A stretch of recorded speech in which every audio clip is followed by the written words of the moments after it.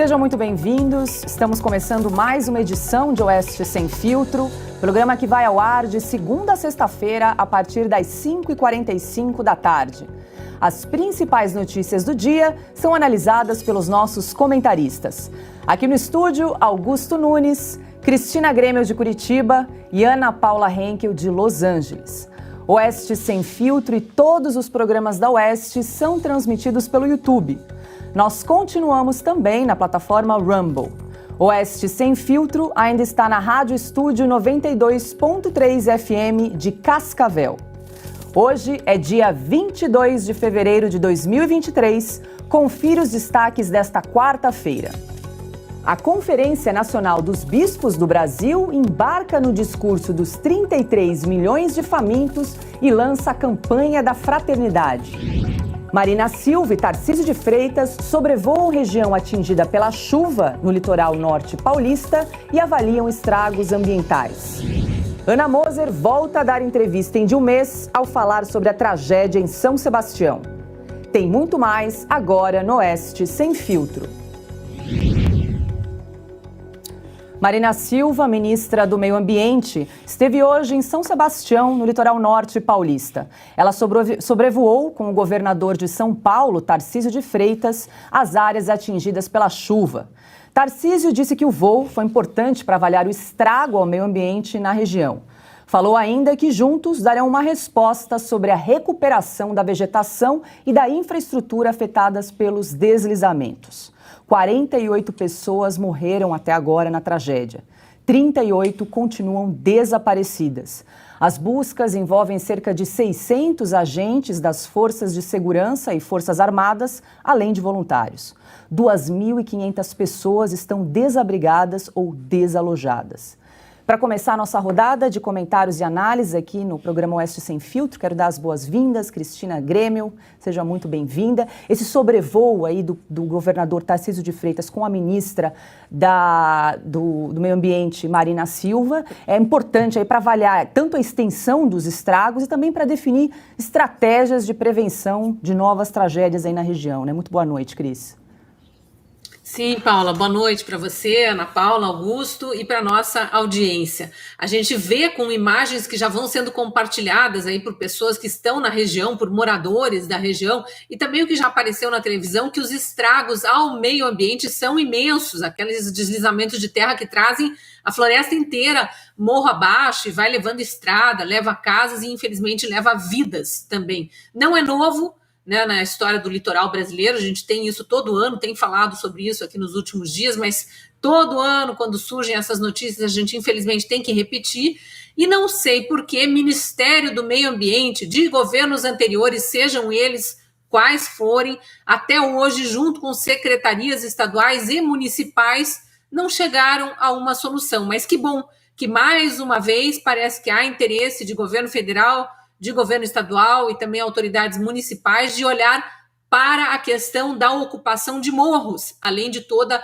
a questão mais emergencial, que é arrumar moradia para essas pessoas que estão desalojadas, atender as famílias que perderam entes queridos, né, da melhor forma possível, ali tentar minimizar esse transtorno que eles estão vivendo, e recuperar estradas também, porque sem estradas não chega alimento, não chega água. A gente tem notícias aí já pelas redes sociais absurdas de um superfaturamento aí dos preços de água potável, enfim, é tudo que a gente não espera nessa hora, é que alguém tente lucrar em cima da tragédia, nem lucrar politicamente, e muito menos financeiramente, mas está ocorrendo. Então precisa de estradas para chegar mais suprimentos, para facilitar o acesso até de outros bens para essas famílias, a chegada de tudo que a Defesa Civil recolhe com os voluntários, com as doações.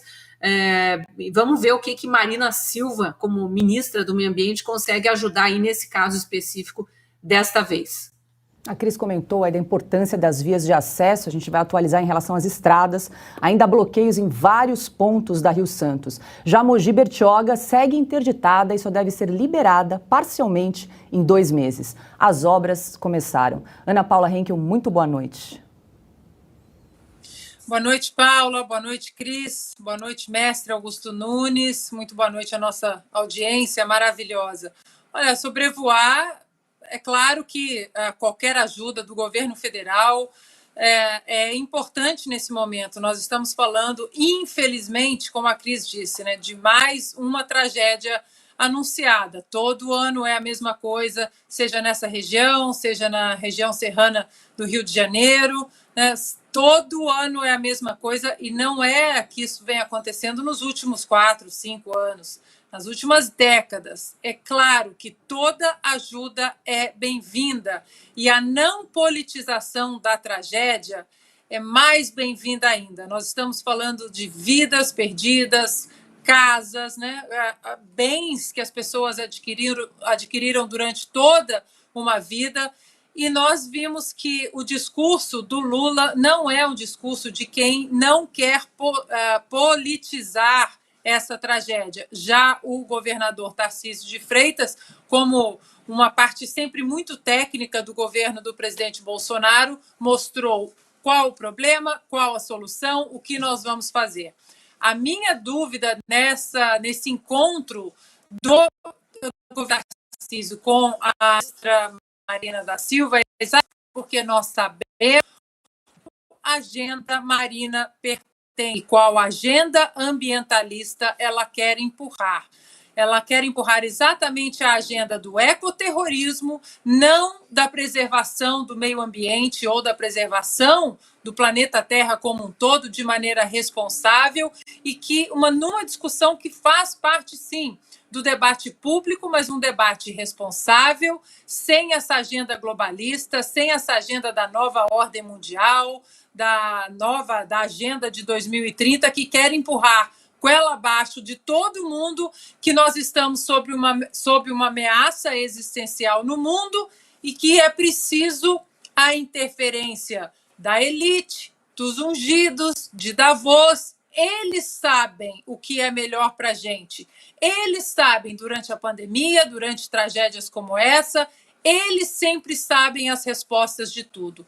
E Marina Silva nada mais é do que um peão dessa agenda nefasta, que quer tirar do debate público a liberdade da população de questionar e cobrar de maneira justa os culpados e responsáveis por tragédias como essa. Muito boa noite, Augusto Nunes. Seja bem-vindo de volta aqui ao estúdio do programa Oeste Sem Filtro. Boa noite, minha chefe Paula. Boa noite, minha querida parceira Ana, querida Cris. Boa noite, boa noite.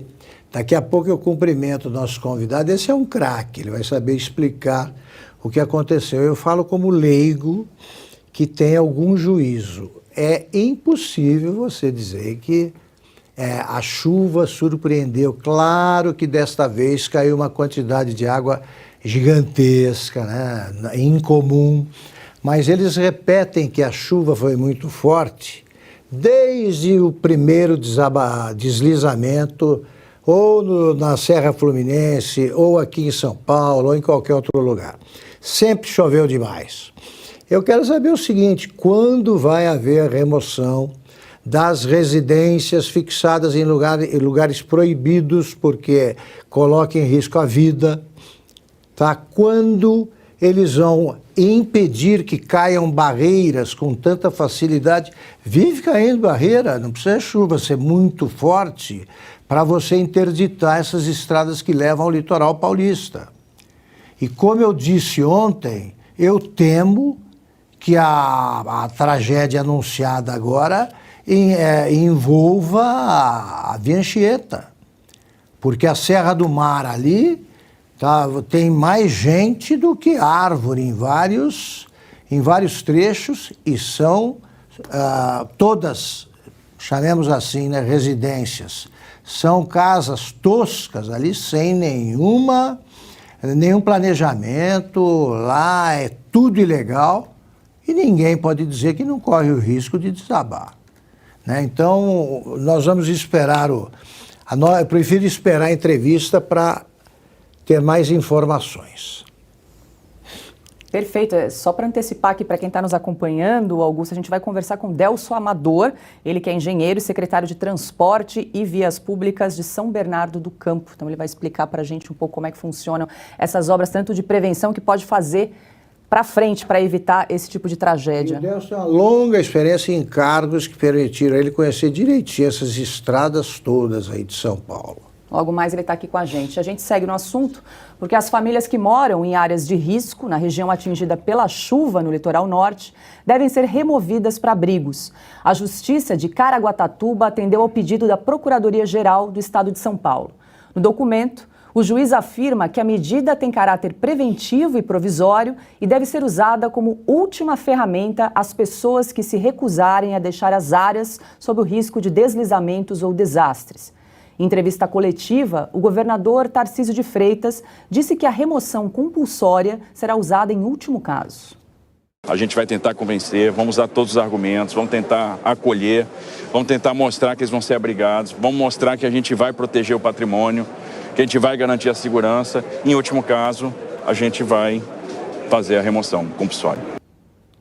Tarcísio disse ainda que o policiamento foi reforçado para ajudar no trabalho de convencimento dos moradores e evitar saques nas casas. E aí, Cris, a gente tem acompanhado muito o trabalho próximo do governador Tarcísio de Freitas, que inclusive transferiu o gabinete ali para São Sebastião para acompanhar de perto a situação. É duro, né? A gente agora entra numa etapa, a gente que eu digo é os governantes e quem está acompanhando o noticiário mais de perto. A gente entra numa etapa que é bastante cruel também, que é convencer essas pessoas que já estão feridas, muitas delas em luto, tendo que abandonar o pouco que sobrou. Algumas casas seguem inteiras nesses locais, outras perderam um pedaço e já estão interditadas, mas obviamente que tudo que as pessoas construíram ao longo da vida, tudo que elas acumularam em bens móveis, em bens imóveis, né, que eu digo, ou até móveis, né, em caso de carros que sobreviveram à enxurrada, elas não querem se desfazer daquilo, e se elas tiverem que sair, o medo é realmente de saques, de roubos. A gente sabe que infelizmente acontece, assim como acontece de comerciante safado querer se beneficiar financeiramente em cima de gente que está sofrendo e vendendo galão de água por R$100, assim como acontece isso, também acontecem os saques, às vezes até por vizinhos da região ali,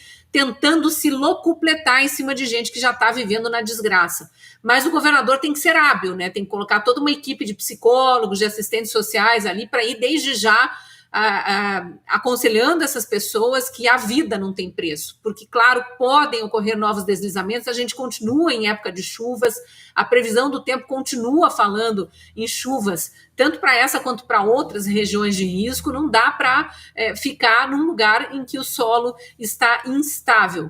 E o governador tem que garantir, por sua vez, também a segurança da região. É duro, porque a polícia tem bastante outras incumbências a fazer e acaba tendo que proteger patrimônio, porque a própria população não preza por cuidar do patrimônio de gente que está nesse grau de sofrimento que é o desalojar ou perder parentes em tragédias como essa.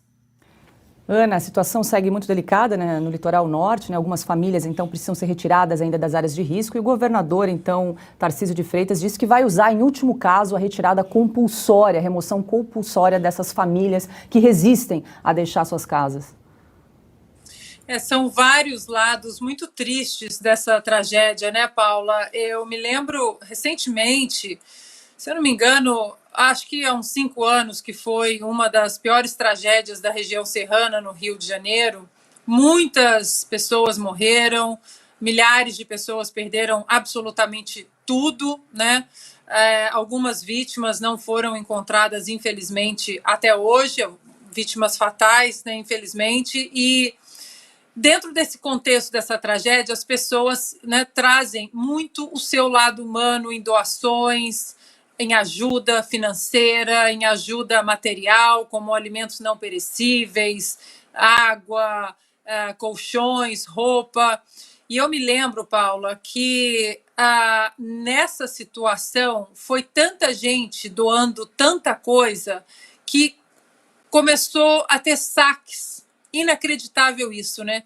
Saques, desvios de doações, desvio de dinheiro, desvio de recursos financeiros, materiais. Então é muito triste que, mesmo nessa situação de tragédia, nós ainda temos que pedir para as pessoas tomarem cuidado, para as pessoas vigiarem o que está acontecendo, as doações, para onde as coisas estão indo, para onde o dinheiro está indo, até desvio de recursos governamentais, seja da prefeitura, né, do governo municipal, do governo estadual ou até do governo federal. Uma tristeza que, mesmo diante dessa tragédia, as pessoas têm que tomar um cuidado, como a Cris disse, né? Águas vendidas aí, alimentos sendo vendidos a preços exorbitantes diante de uma tragédia humana como essa. Agora, o ministro Tarcísio, esse é outro ponto também. Eu estava conversando com o nosso querido Edilson Salgueiro, da Revista Oeste, que está preparando uma matéria especial sobre essa tragédia para a edição dessa semana. E eu contando para ele que aqui nos Estados Unidos, essa questão da defesa civil, como as coisas se iniciam diante da tragédia, logo 48 horas, 72 horas após a tragédia, e aqui é muito diferente porque cada estado tem muita autonomia, os estados têm uma independência, uma autonomia, suas próprias legislações, então as coisas elas têm uma tendência de correr com uma certa rapidez que no Brasil a gente não tem. Eu sei que é uma tragédia o que a gente está vivendo, claro, mas a gente não pode deixar também de até tocar no ponto do próprio voto dessas pessoas, nesses governantes que estão conduzindo essas regiões há muito tempo. Em Petrópolis, por exemplo, são as mesmas pessoas há muito tempo. E o que vem sendo feito de diferente nos últimos 10, 15 anos em relação a essas tragédias que podem ser evitadas? Absolutamente nada ou muito pouco. Então, mesmo dentro dessa tragédia humana, nós precisamos tocar em pontos políticos importantes para que elas possam começar a ser evitadas no futuro. E aí, Augusto? Muito simples, entrega para quem sabe. O governador Tarcísio, ele fala com a segurança de quem, se não sabe, né, se já não sabia, vem se aconselhando com quem sabe. Isso não é assunto para o Supremo Tribunal Federal, nem para a Justiça, eles sabem o que fazer. Eles sabem fazer, tem técnicos para isso. Se você entregar para políticos, acaba na mão do Márcio França e ele vai pensar na candidatura dele. Então ele quer saber o que é que pode seduzir mais eleitores na região da Baixada Santista. Então não é para gente assim. É para técnicos que entendem do problema e sabem o que fazer. Se a pessoa vai ficar num lugar, né, onde pode acontecer mais um desdobramento aí dessa tragédia e pode perder a vida, tem que tirar.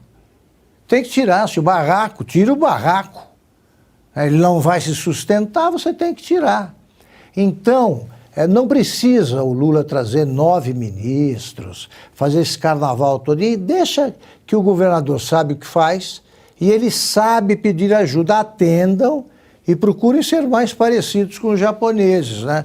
Que recuperam essas coisas, essas obras danificadas, as estradas, rodovias, ferrovias danificadas em pouco tempo. Aqui demoram séculos a recuperação. Agora 18 horas, 3 minutos. Lembrando que estamos ao vivo no canal da Revista Oeste no YouTube. A gente convida você que está nos acompanhando a se inscrever no nosso canal, deixar o seu comentário, o seu joinha e também participar do nosso chat. Agora é hora de entrevista aqui no Oeste Sem Filtro.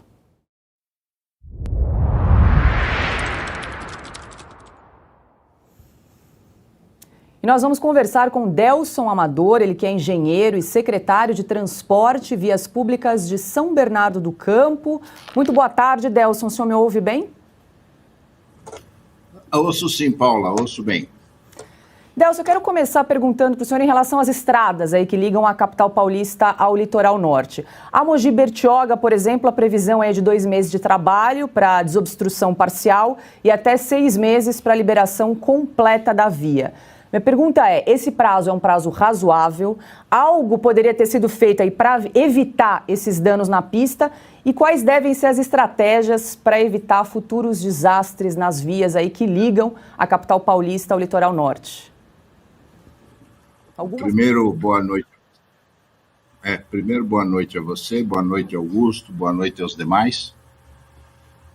Eu acho que esse é um prazo bastante razoável. Só para lembrar, há cerca de 12 anos atrás, nós também tivemos uma interrupção completa da Mogi Bertioga, e o prazo para poder reestabelecer, tivemos que mudar inclusive o percurso da estrada, foi de fato de cerca de 6 meses. São intervenções que demandam muito tempo pelo tamanho do dano causado à via, né? E essa é uma característica, se você me permite, da Serra do Mar, e que se estende até o litoral fluminense, que também tem ocorrências relativamente recentes e até mais trágicas.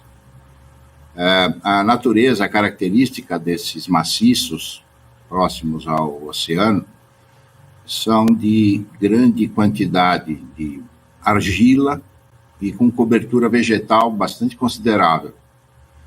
E esse tipo de formação ele é muito suscetível a precipitações, em geral.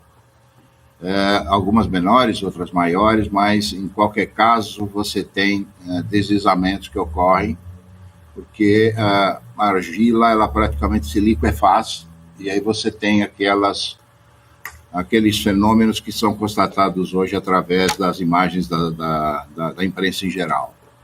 Ou seja, é bastante previsível que isso ocorra, como já ocorreu, como ocorreu agora, e como possivelmente vai ocorrer novamente no futuro. Perfeito. Augusto, quer perguntar? Delson, me diz o seguinte, que se as barreiras caem com tanta facilidade em certas rodovias e não caem em outras, se eu não estou enganado, se eu tiver, você me corrija, por favor. Na Imigrantes, por exemplo, não tem tanta queda de barreira.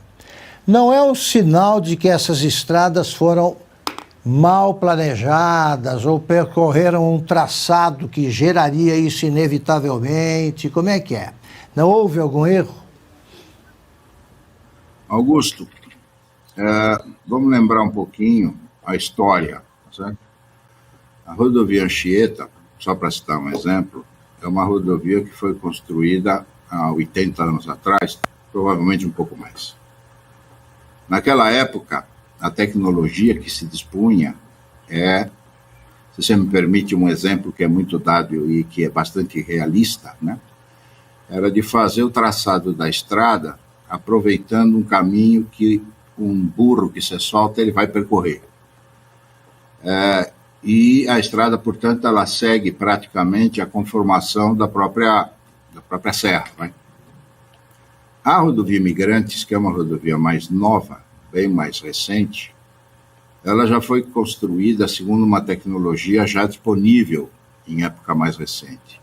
Ela é constituída basicamente de túneis e viadutos. Você praticamente não tem trechos que acompanham a Serra do Mar.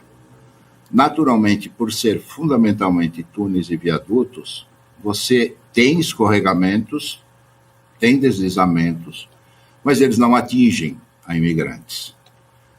E isso se deve fundamentalmente à época em que elas foram construídas, essas estradas. A Mogi Bertioga tem um trecho dela em viadutos que também não sofrem impacto e deslizamentos, mas tem um trecho mais antigo que acompanha praticamente o perfil da própria serra e, como consequência, ela sofre deslizamentos, sim. E a estrada que faz Guarujá até a divisa com o Rio de Janeiro é a mesma situação. É uma estrada antiga, de traçado antigo, que fica espremida entre a serra e o mar, e onde você pode usar de soluções de engenharia hoje disponíveis que evitariam a interrupção delas.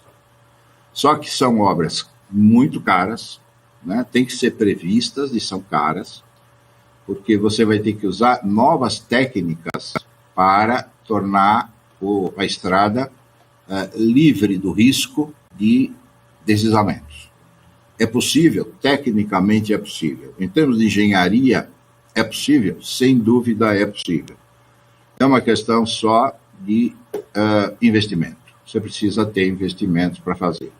Isso eu estou me referindo específica e exclusivamente a preservar as estradas, porque elas são os caminhos por onde chega o socorro, por onde chegam os recursos e por onde saem as pessoas que estejam impactadas por esses eventos. E o Brasil teria disponibilidade para ter essa tecnologia nessa, por exemplo, a reconstrução da Mogi Bertioga, para usar essas técnicas para evitar futuros desastres? Sim, a tecnologia existe hoje, é possível. A Imigrantes, acho que é o melhor exemplo, é uma rodovia, a descida e a subida da serra são exemplos mais recentes, e é uma estrada que também desce para o litoral e ela não sofre esse tipo de impacto. Então, as soluções, sem dúvida, são possíveis. Porém, só lembrando, elas requerem investimentos pesados. Mas seriam formas de você preservar, pelo menos, o acesso a esses locais, que precisam ser acessados e com urgência, quando você tem uma ocorrência, e preservar a possibilidade das pessoas se deslocarem, retornarem para suas cidades, quando necessário. A tecnologia existe sim. O que tem sido feito são recuperações dos pontos que foram diretamente atingidos, mas basicamente mantendo o perfil e a tecnologia que foi adotada na construção original. Perfeito, nós estamos conversando com Delson Amador, ele que é engenheiro e secretário de Transportes de São Bernardo do Campo. Quem pergunta agora é Ana Paula Henke. Boa noite, senhor Delson, obrigada pela entrevista. E como o senhor mencionou, eu frequento há muitos anos a região serrana do Rio de Janeiro, estou sempre ali pela BR-040, né, exatamente no trecho Washington-Luiz, que liga Rio de Janeiro a Petrópolis, e durante muitos anos não é raridade você ver exatamente esses deslizamentos, não apenas de terra, mas também de pedras, né, pedras grandes. E por frequentar a região ali durante muito tempo, senhor Delson, fiz muitos amigos ali, alguns amigos engenheiros, como o senhor também, que falam dessas tecnologias que são bem mais caras para preservar, né, toda a encosta ali da região, evitando, né, qualquer deslizamento, mas não é isso que a gente vê acontecer. A gente vê políticos que querem entregar obras correndo, mostrar algum serviço, colocando em risco a vida da própria população. Eu queria perguntar ao senhor, nesse caso, se existem engenheiros, pessoas especializadas que entendem de obras e que estão vendo que a tecnologia correta não está sendo usada, como moradores podem tentar embargar uma obra ou mostrar, olha, essa obra não está sendo legal, não está sendo conduzida da maneira correta? Existe um caminho para que moradores possam colocar alguma bandeira vermelha, alguma bandeira amarela e chamar a atenção dos políticos de que aquela obra não está sendo encaminhada da maneira correta? Deixa eu fazer um comentário e depois eu vou tentar responder a sua pergunta. Atualmente, a única coisa que é possível ser feita é impedir as ocupações nesses locais. Não há uma solução, nem de curto nem de médio prazo, senão o da remoção das pessoas, das famílias que ocupam esses lugares de alto risco, de forma a preservar, inclusive, a sua própria vida. Então, acho que numa medida imediata, eu acho que o que se tem é que, de fato, impedir a ocupação desses locais. Não há muito que se possa fazer. Você citou a Serra para Petrópolis, o Sul Fluminense também passou por um problema grave há não muito tempo. E essas ocorrências, elas tendem a se repetir, principalmente em períodos de chuva mais intensa. O que eu creio é que, do ponto de vista de buscar uma solução mais permanente, eu creio que o caminho natural seria o de se procurar percorrer o próprio processo de decisão das administrações públicas.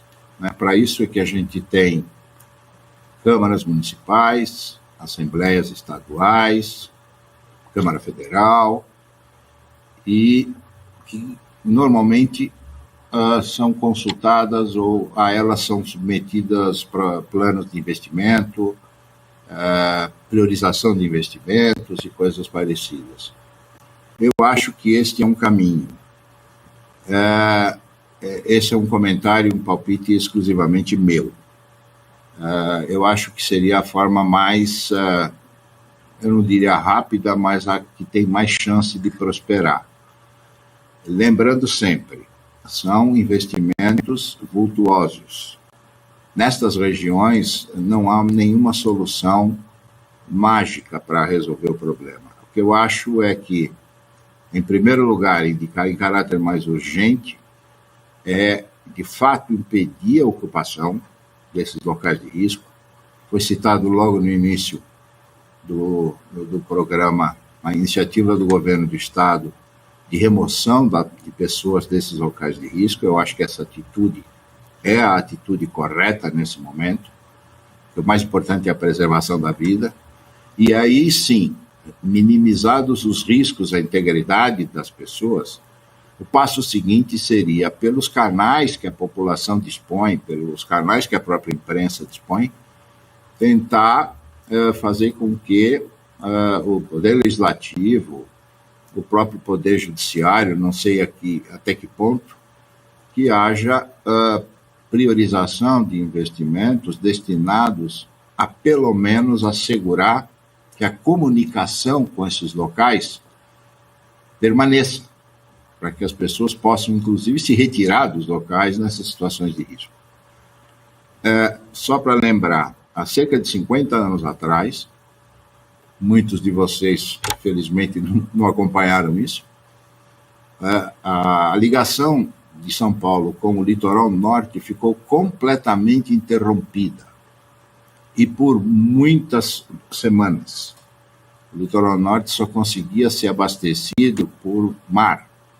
E foi necessário simplesmente reconstruir praticamente toda a rodovia dos Tamoios na época. Ou seja, foi um caso também grave, muito grave pelo tempo que levou, e, portanto, demonstra que essa não é uma situação nova, ela se repete ciclicamente.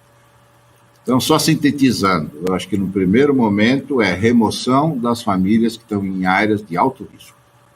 Segundo, tentar levar ao Poder Legislativo, ao Poder Judiciário, que pode também contribuir, no sentido de se buscar soluções que preservem pelo menos a ligação com essas áreas e você poder, com isso, atender rapidamente numa emergência.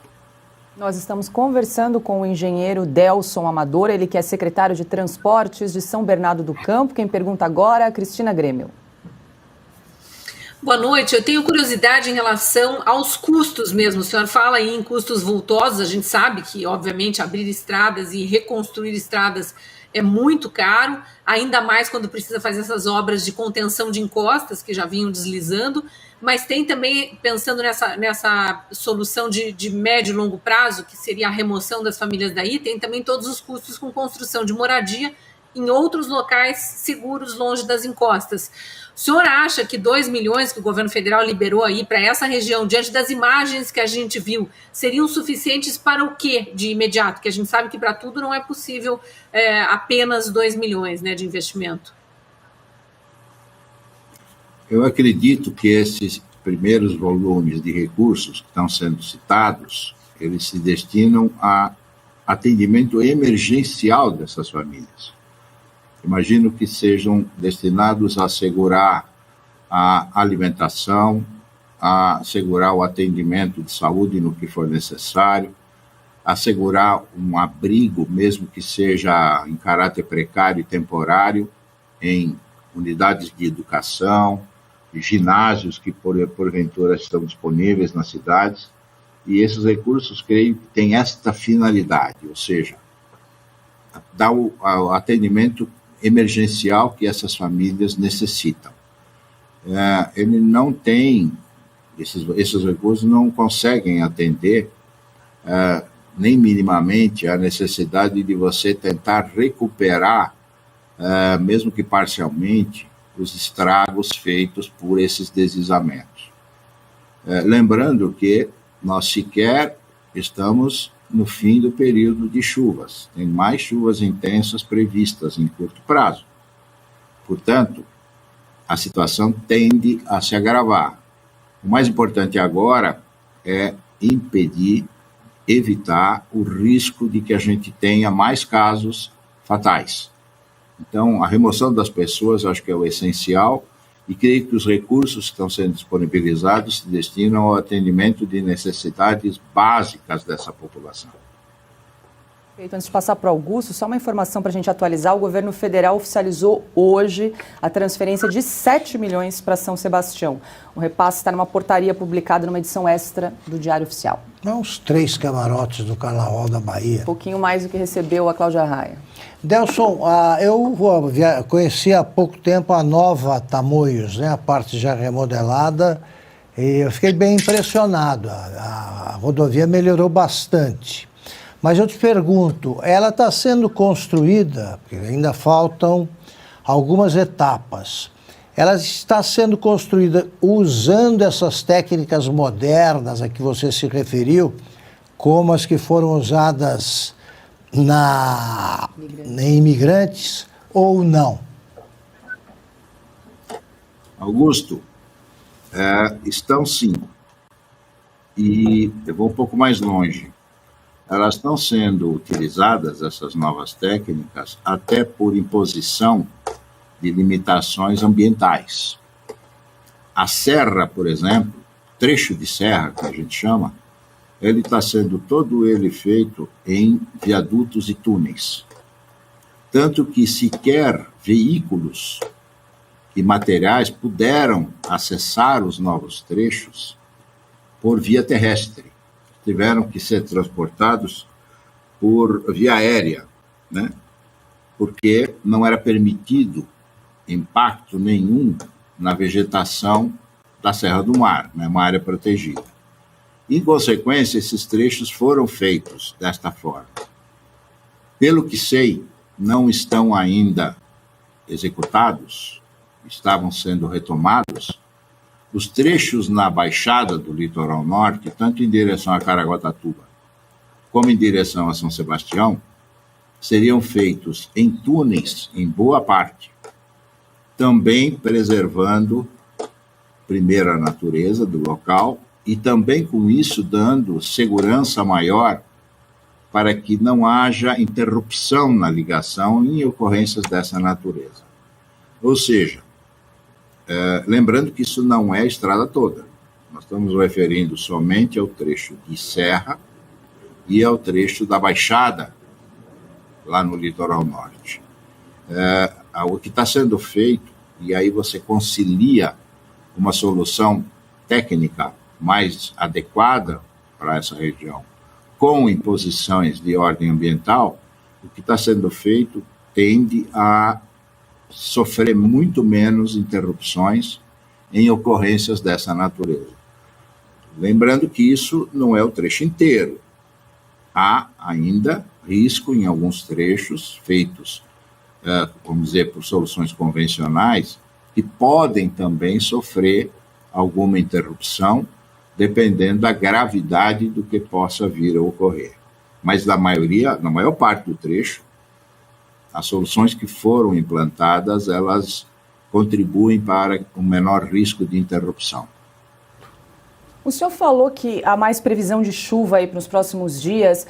O senhor entende que houve alguma falha do poder público local no sentido de alertar a população com antecedência desse desastre, por exemplo, com o uso de sirenes? Eu não conheço em detalhes quais são os sistemas de segurança prévios nos municípios. de São Sebastião, particularmente, mas também do Guarujá, de Ubatuba e de Caraguatatuba. Eu não conheço em detalhes. E Ilhabela também. Eu não saberia, portanto, responder nesse momento se houve falha ou não. Eu não ouvi nem li nenhuma informação a respeito de algum tipo de divulgação com antecedência das previsões que os sistemas de informação climática estavam dando. Portanto, eu não me arriscaria a fazer um comentário, porque, de fato, não tive nenhuma informação a respeito. Creio que talvez vocês possam, buscando as administrações locais, ter uma informação um pouco mais precisa a respeito de qualquer tipo de informação com antecedência. Sem dúvida, e é só um comentário, naturalmente, isso é muito importante que sempre se faça. Eu não saberia dizer, neste caso, o que ocorreu. Perfeito. Agora, 18h25, nós conversamos com o engenheiro Delson Amador, ele que é secretário de Transportes de São Bernardo do Campo. Muito obrigada pela sua participação aqui no programa Oeste Sem Filtro e até uma próxima. Muito obrigado, Paula, e a todos vocês. Estou sempre à disposição quando vocês entenderem conveniente e necessário. Obrigada. E a gente segue com mais informações aqui no programa Oeste Sem Filtro. A ministra do Esporte, estávamos falando de transporte, a ministra do Esporte, Ana Moser, voltou a usar o de um mês ao comentar a tragédia no litoral norte paulista. Ana falou e ninguém entendeu nada. Ela deu uma entrevista à Globo News. Vamos acompanhar. Uma situação muito complicada, né? E realmente muitas das situações a gente ainda não tem nem muita ideia, né, do que está acontecendo, do que aconteceu e que, enfim, que as histórias vão aparecendo aí e as emergências vão aparecendo, né? Mas é um momento de, assim, numa região lindíssima, né? Um momento de uma comoção assim geral e que acho que afeta a vida de todo mundo e que acho que também é uma oportunidade de rever uma série de coisas e enfim, né, tentar construir um futuro melhor aí. No momento é a emergência e ao mesmo tempo, como disse hoje o presidente Lula, né, preparar o futuro, né, rapidamente preparar o futuro aí para construir uma realidade nova, né, uma realidade diferente, enfim. Assunto para Ana Paula Henkel, é hora de rever uma série de coisas, Ana. Eu estou querendo jogar esse primeiro comentário para o Augusto, porque eu não sei o que falar. Sinceramente, eu não sei o que falar. Eu não sei o que falar. É um governo extremamente ideológico. Não tem nada de técnico nesse governo e ministério nenhum. É impressionante a vergonha que estamos passando nas entrevistas de 37 ministérios. O que uma ministra do esporte, por que a ministra do esporte estaria dando uma entrevista sobre essa tragédia no litoral norte de São Paulo? Não dá para entender, parece que é um governo que vive 24 horas numa propaganda para ficar falando o presidente Lula, o presidente Lula, o presidente Lula. Aí quando você vai perguntar alguma coisa ao presidente Lula, o que o presidente Lula fala? O Bolsonaro, o Bolsonaro, o Bolsonaro. Ou seja, nós estamos há 45 dias passando vergonha com qualquer ministro que abre a boca. É impressionante. Acho que nunca estivemos num nível tão baixo de governo no sentido técnico da coisa. Você pode discordar de um governo com uma ideologia mais à esquerda, mais à direita, uma reforma econômica, um olhar financeiro, uma perspectiva no campo financeiro diferente. O espectro político-ideológico da esquerda, da direita, esse espectro grande ali no meio, as pessoas enxergam reformas econômicas de maneira diferente. Agora, não tem nem como discutir, porque os peões desse governo, eles só abrem a boca para falar ou bobagem ou coisas completamente sem sentidos. 9, 10 ministros sobrevoando as áreas afetadas, São 9 ministros são secretários do Ministério do Transporte, da Defesa Civil? Não, é um governo para ficar 24 horas falando bobagem e numa propaganda, numa campanha, num palanque eterno. Impressionante. Você que é um profundo conhecedor do Dilmês aí. Ana, não, pois é, como eu me concentro muito no Dilmês, eu acho que eu não vou conseguir decifrar outros dialetos. Então eu estou tentando falar igual. Então, se eu encontrar a Ana Moser, eu vou, por exemplo, dizer a ela o seguinte: olha, para ela dar essa declaração. Olha, o esporte, como nós sabemos, é importante por causa da importância do esporte. Então, quando ocorre uma tragédia, toda tragédia é trágica, é assim como acontece, então a gente tem que pensar em quem pratica esporte ao nível do mar.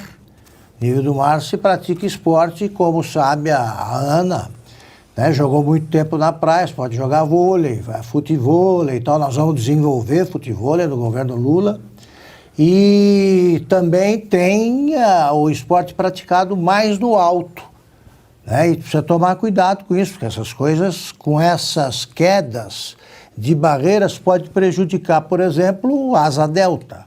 O pessoal que pula de asa delta, e o presidente Lula quer desenvolver a asa delta também nessas regiões. Por isso, nós precisamos consertar as estradas para transportar a asa delta, evidentemente os atletas.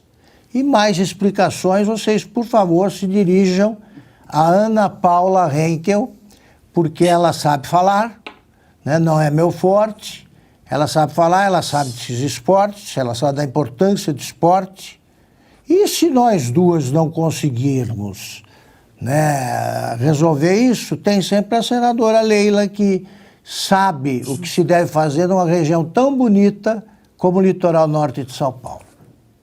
Está contratado, Augusto. Pronto. E aí, Cris, quer comentar? Tentar traduzir aí o intraduzível? É o que eu ando conversando com ela, ando conversando. Traduziu nada, né, Paula? Na internet, ontem, quando eu vi esse vídeo, eu me atenho aos comentários que são muito mais valiosos, pelo menos a gente se diverte um pouco. É a incrível arte de falar muito e dizer nada, né? Ela está exercitando isso na qualidade de ministra do Esporte, convidada a falar sobre tragédia no litoral de São Paulo. Eu concordo com a Ana, o que uma ministra do Esporte está falando sobre isso, mas vamos retroceder, dar um passo ainda para trás, porque que tem jornalista pedindo opinião de ministra do Esporte acerca desse tema. Mas só para divertir um pouquinho nossa audiência aqui, que eu sei que deve estar ali agitada no chat, o melhor comentário que eu vi no Twitter ontem, quando começaram a divulgar esse vídeo, foi de uma pessoa que divulgou uma tabelinha que é um manual de como falar muito sem dizer nada. São 4 colunas com várias pequenas frases que você pode ir emendando, e no final diz que há 40 mil combinações possíveis, o que equivale a falar ininterruptamente por mais de 40 horas sem dizer absolutamente coisa alguma.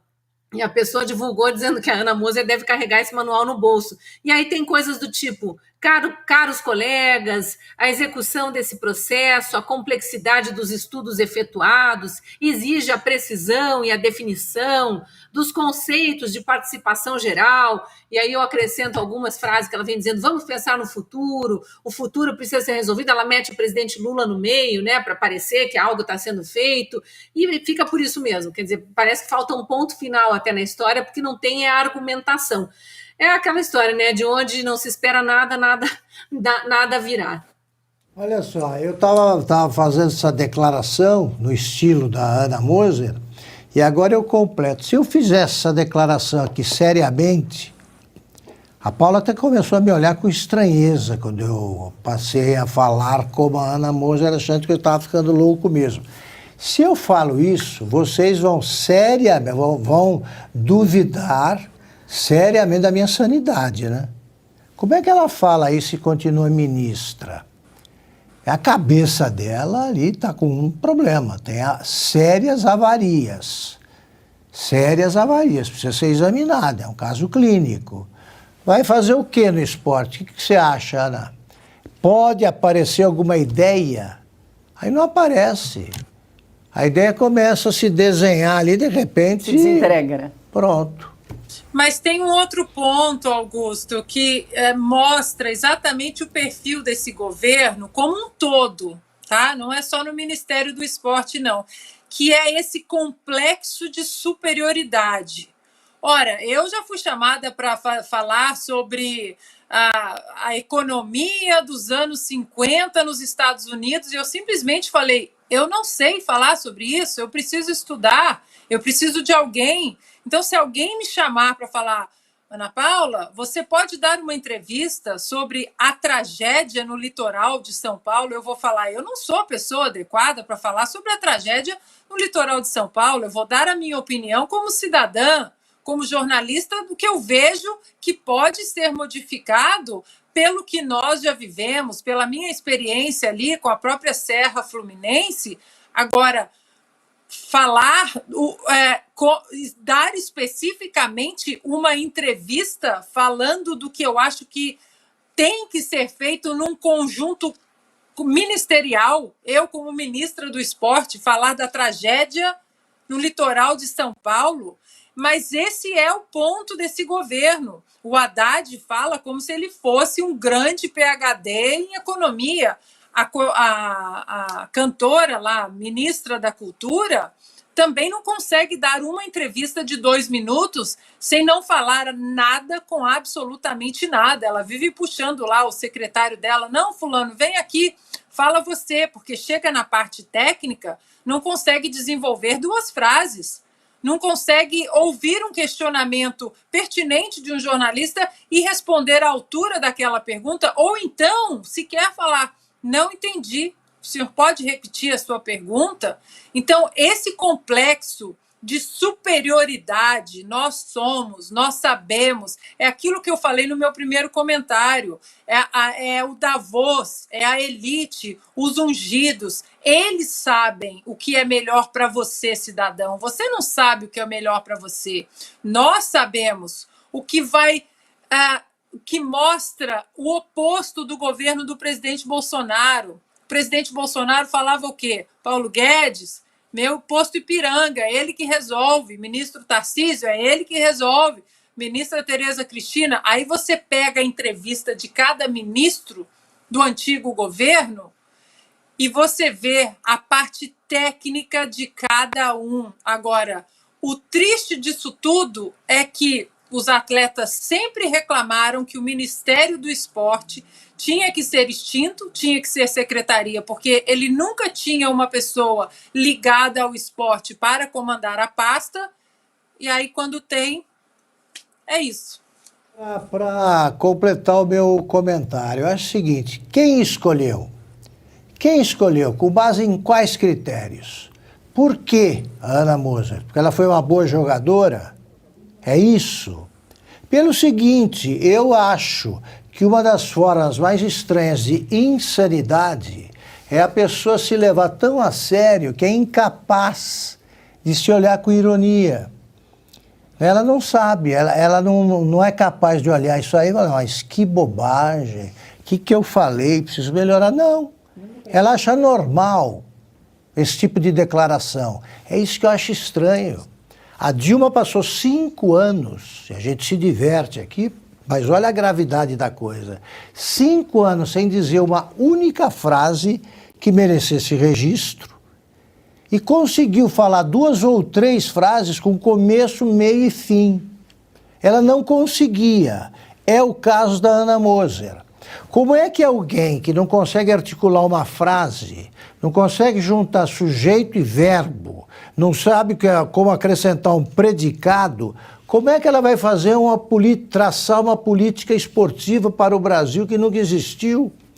Como é que ela pode ocupar esse cargo, qualquer cargo? Ela não pode ser secretária municipal de esporte. Você precisa ter alguma ideia. E mais, eu só convivo com pessoas capazes de se olhar com ironia, capazes de rir de si próprio, porque todos nós somos assim, temos falhas, fazemos lambanças, bobagens. Se você começa a se olhar assim, como um príncipe na vida, você já é uma pessoa estranha. Se você se olha como príncipe e fala como uma besta quadrada, aí o caso é gravíssimo. O pessoal aqui no chat está lembrando da Dil Moser, que a gente já resgatou aqui. Esse é o Dil Moser, tá certo. E a resposta para a sua pergunta, Augusto, ela está ali exatamente porque ela pagou um pedágio ideológico durante muitos anos. Inclusive na era muito corrupta do petismo. Fechou os olhos. É isso. Cris, a produção achou ali o manual de como falar quantas horas aí, sem dizer nada? Olha, tá aqui, dá para falar mais de 40 horas sem dizer nada. Eles fizeram uma combinação dessas frases aí. Do mesmo modo, o novo modelo estrutural aqui preconizado assume importante posição na definição do nosso sistema de formação de quadros. É fundamental ressaltar que a consolidação das estruturas prejudica a percepção da importância, e assim vai. É um monte de frases feitas, uma brincadeira que o pessoal divulgou na internet aí, achando que é o manual que vem sendo usado pela Ana Moser. Ah, e não só por ela, né, Cris? Outros ministros também estão fazendo uso. Você acha que esse manual está rodando lá em Brasília? Já publiquei no meu Twitter, quem quiser ver com mais detalhes e formar umas frases que façam sentido. Boa. Agora, 18 horas e 41 minutos, estamos ao vivo no YouTube. Mais de 50 mil pessoas nos acompanham. Muito obrigada pela sua audiência, pela sua companhia aqui todos os dias no programa Oeste Sem Filtro. A gente convida você a se inscrever no nosso canal, deixar o seu like, o seu joinha, o seu comentário, participar também do nosso chat. Além do programa Oeste Sem Filtro, nós também temos o Estúdio Oeste, todas as quintas-feiras, comandado aí pelo Silvio Navarro, com a participação também da Cris Grêmio. Nós temos o Oestecast, que é comandado pelo jornalista Dagomir Marques, que já esteve conosco aqui na semana passada, em outras oportunidades. E também As Liberais, programa apresentado por mim, pela nossa diretora de redação, Branca Nunes. Toda a grade de programação da Revista Oeste você encontra no nosso canal, no YouTube e também na plataforma Rumble. Lembrando que Rumble se escreve R-U-M-B-L-E. Também aproveito para você, já que a gente está com uma audiência altíssima, mais de 50 mil pessoas aí nos acompanhando, para fazer um convite para você que gosta do conteúdo da Revista Oeste, mas ainda não é assinante. Corre lá no site revistaoeste.com/assine, ou então é só apontar a câmera do seu celular para o QR Code que está aí do ladinho da tela, um passo a passo muito rápido, muito simples para você também se tornar nosso assinante. Toda sexta-feira uma edição exclusiva, inédita da Revista Oeste, com textos dos melhores jornalistas do Brasil. Lembrando que a gente não aceita publicidade estatal, então é o valor da sua assinatura que ajuda a financiar projetos aqui como o Oeste Sem Filtro, Estúdio Oeste, os demais programas e também todo o nosso time de jornalistas independentes. Isso é importante e fundamental. E agora a gente segue com mais informações, a gente continua aí no tema dos ministérios do governo Lula, porque a gente resgatou aí mais um vídeo agora do ministro Flávio Dino, ministro da Justiça. Enquanto o litoral norte aí paulista enfrentava uma tragédia, o ministro da Justiça se divertia no Carnaval do Maranhão. Dino todo saltitante com a cantora Vanessa da Mata, no trio elétrico.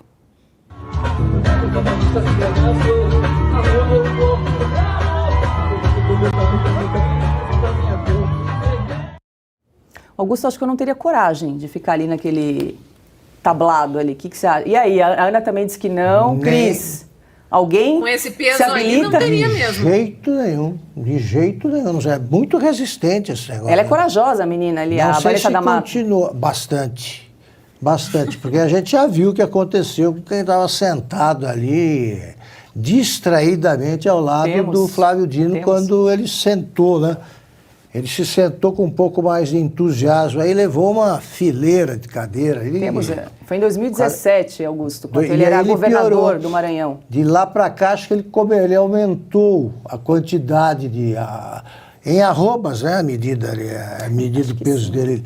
Ele aumentou a quantidade de comida aí que ele, olha... Isso aí dá para alimentar meio Maranhão, que ele come em 5 anos. E ele podia melhorar um pouquinho, não é? Mas eu acho que ele estava tentando ali, Augusto, queimar umas calorias. Queimar calorias, né? Ele vai queimar a fita dele aí, porque ele vai provocar um desastre. Esse é um desastre. Às vezes ele pulando, ele vai para algum parque infantil, fica entusiasmado, aí ele vai ser chamado de genocida, Então ele vai acabar com a etnia ali de criança. Se ele brincar, ele não tá interessado em índios. Agora imagina dar um cipó para esse cara na selva, quanto tempo ele dura no ar. É o nosso Tarzan, né? A versão Tarzan do governo Lula. Vamos pedir para a produção Cada um tem relembrar o Tarzan que merece. o tombo do Dino lá em 2017, enquanto eu era governador do Maranhão. Vamos lá. Aí, ó. Pronto. Isso aí num filme do Chaplin vai bem. Agora, o Chaplin, por exemplo, fazia isso magro, né? Ficou. E aí, eu vi que a Ana falou que também não iria pular nesse trio elétrico, o Cris também não. A Ana é uma pessoa sensata. A Cris também, imagina. Coloca aí, produção. Eu vou passar para a Cris, porque eu não tenho condição de comentar depois do Augusto. Diga lá, Cris. A gente quer tentar fazer algum comentário que não seja debochado, mas é assim, a pessoa ela não se coloca numa situação que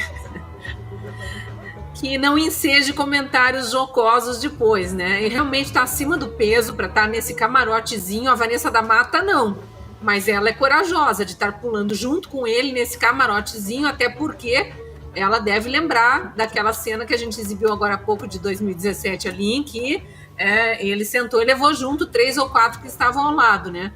Isso aí acho que o alto do caminhão, quer dizer, se cai alguma coisa ali, o tombo vai ser maior, né? Olha, mas isso aí é o que a gente estava falando, é a imagem desse governo. A imagem desse desgoverno é isso. A imagem desse desgoverno é exatamente a falta de vergonha e, como diria a minha avó, a falta do senso do ridículo, né? Falta o senso do ridículo ali, um pinguinho de senso do ridículo. Não tem esse desgoverno, não tem isso. E a gente fica pensando também, né, nos ministros técnicos do governo passado. Se a gente teria alguma cena dessas sendo protagonizada por algum dos ministros técnicos e o que a lacrosfera comentaria, né? Porque não podem nos criticar agora de estar fazendo esses comentários óbvios, porque perigoso no mínimo é perigoso uma pessoa acima do peso pulando desse jeito em cima de um tabladinho ali. Mas o que debocharam de ministros do governo Bolsonaro porque eram evangélicos, debocharam do astronauta, dizendo que astronauta é esse, né? Um cara super preparado, o ministro Marcos Pontes, agora senador, que não à toa investiu muito em tecnologia, inaugurou um centro de pesquisas fantástico aí no interior de São Paulo. Mas o que falavam dos ministros técnicos porque queriam criticar, né? E agora a gente vê esses atuais ministros pagando esse mico, um que não sabe falar, outro que não sabe se portar. E vamos lembrar, né? Esse aí é o que está sendo acusado de prevaricação naquele episódio do 8 de janeiro. Apareceu na janela do ministério, olhando tudo, fechando a janela e se recolhendo, como se não fosse incumbência de uma autoridade do Executivo Federal chamar imediatamente reforço no policiamento. Então é tudo muito lamentável, né? Fora que diante de uma tragédia, né, Augusto, que estamos falando já há alguns dias, os ministros desse governo, eles tinham que estar reclusos, escondidos, discretos, pulando o carnaval diante dessa tragédia na TV 24 horas. É inaceitável. Já é ridículo o jeito de ser militante do Partido Comunista do Brasil em 2023. E ele continua sendo, embora tenha mudado de partido aí para facilitar os projetos eleitorais dele. Já é ridículo algum governo nomear esse cara, um sujeito que é comunista, para o Ministério da Justiça e Segurança Pública. Agora, como é que vai cuidar da segurança de alguém quem faz uma coisa dessas e põe em risco todo mundo?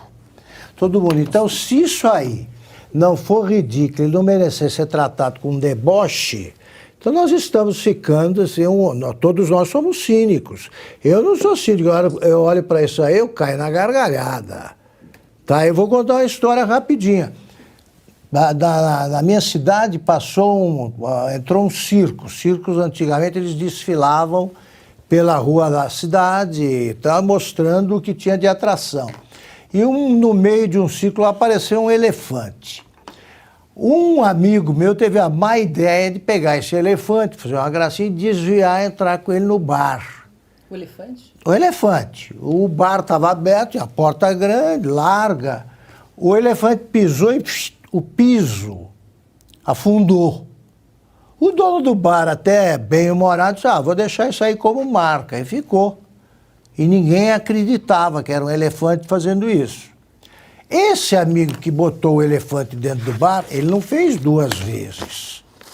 Ele parou. Porque ele sabe que não é sensato botar um elefante num lugar desses. O que faz a gente não fica falando macaco em loja de louça.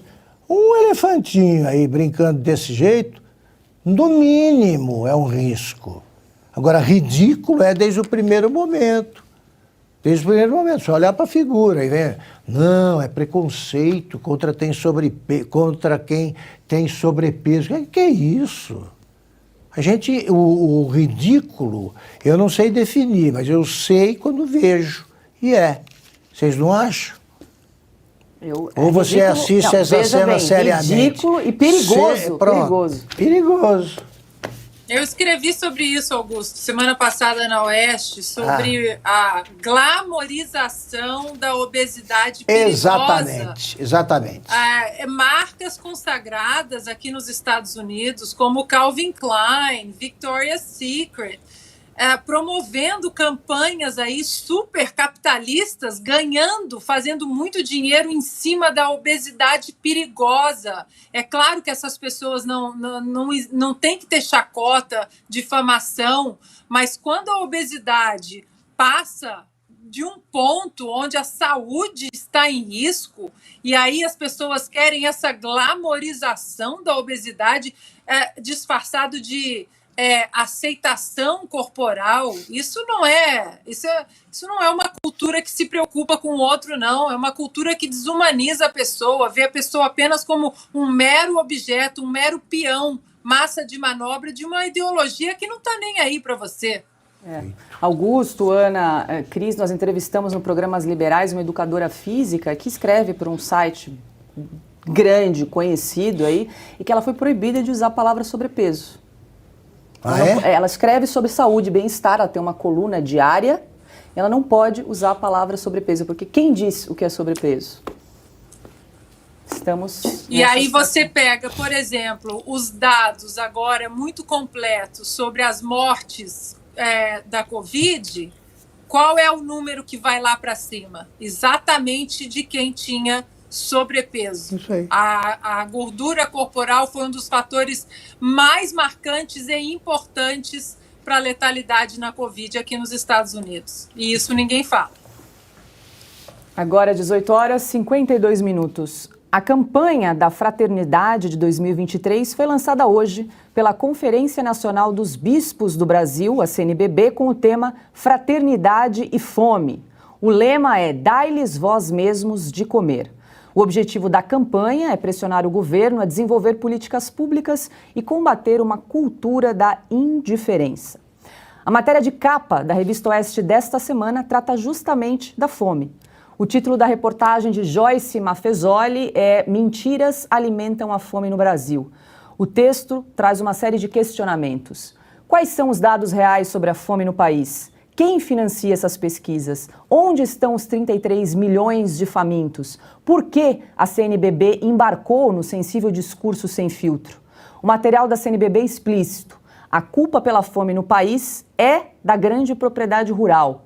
Uma das mais importantes causas da fome no Brasil faz referência à concentração de terras, ocasionando uma distribuição excludente e causadora de desigualdades socioeconômicas, de modo que é fundamental uma justa redistribuição da terra, informa um trecho aí da campanha da Fraternidade da CNBB. E aí, Cris, a gente comentou essa matéria, belíssima matéria, parabéns aí para Joyce Maffezoli, questionando esses números da fome, né? Já falamos 33 milhões, Marina Silva apareceu com 120 milhões, enfim, totalmente sem critério, né?